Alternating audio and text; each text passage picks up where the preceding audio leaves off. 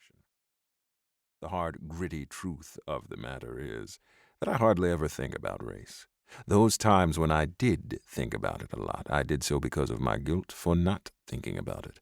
I don't believe in race. I believe there are people who will shoot me or hang me or cheat me and try to stop me because they do believe in race, because of my brown skin, curly hair, wide nose, and slave ancestors. But that's just the way it is. Saws cut wood. They either rip with the grain or cut across it. A rip saw will slice smoothly along the grain, but chew up the wood if it goes against the grain. It is all in the geometry of the teeth, the shape, size, and set of them, how they lean away from the blade. Crosscut teeth are typically smaller than rip teeth.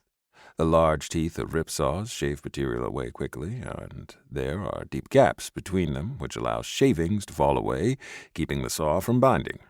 Crosscut teeth make a wider path, are raked back and beveled to points. The points allow the crosscut saw to score and cleave the grain cleanly. I arrived in Washington to give a paper, for which I had only moderate affection, at a conference, a meeting of the Nouveau Roman Society.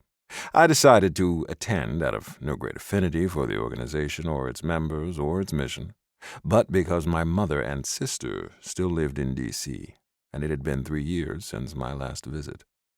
My mother had wanted to meet me at the airport, but I refused to give her my flight information. For that matter, I also did not tell her at which hotel I'd be staying. My sister did not offer to pick me up. Lisa probably didn't hate me, her younger brother, but it became fairly clear rather early in our lives, and still, that she had little use for me. I was too flighty for her, lived in a swirl of abstracts, removed from the real world. While she had struggled through medical school, I had somehow, apparently, breezed through college without cracking a book. A falsehood, but a belief to which she held fast. While she was risking her life daily by crossing picket lines to offer poor women health care, which included abortions if they wanted, I was fishing, sawing wood, or writing dense, obscure novels, or teaching a bunch of green California intellects about Russian formalism. But if she was cool to me, she was frozen to my brother, the high-rolling plastic surgeon in Scottsdale, Arizona. Bill had a wife and 2 kids, but we all knew he was gay. Lisa didn't dislike Bill because of his sexuality, but because he practiced medicine for no reason other than the accumulation of great wealth. I fancied occasionally that my brother and sister were proud of me for my books, even if they found them unreadable, boring, mere curiosities. As my brother pointed out once while my parents were extolling my greatness to some friends, "You could rub your shit on a shingle and they'd act like that." I knew this before he'd said it, but still it was rather deflating. He then added, "Not that they don't have a right to be proud."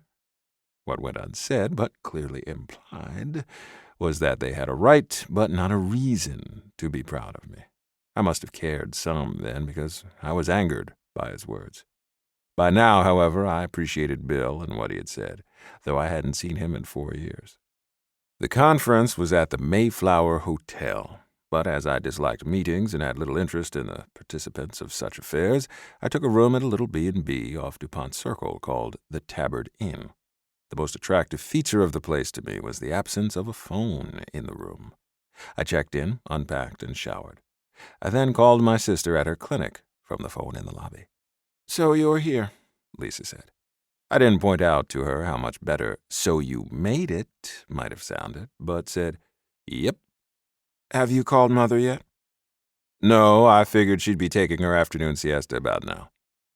Lisa grunted what sounded like an agreement. "So shall I pick you up and we can swing by and get the old lady for dinner?" "Okay, I'm at the Tabard Inn." "I know it. I'll be there in an hour." She hung up before I could say goodbye, or "I'll be ready," or "Don't bother, just go to hell." But I wouldn't have said that to Lisa. I admired her far too much, and in many ways I wished I were more like her. She'd dedicated her life to helping people, but it was never clear to me that she liked them all that much. That idea of service she got from my father, who, however wealthy his practice made him, never collected fees from half his patients. My father's funeral had been a simple yet huge, somewhat organic event in northwest Washington. The street outside the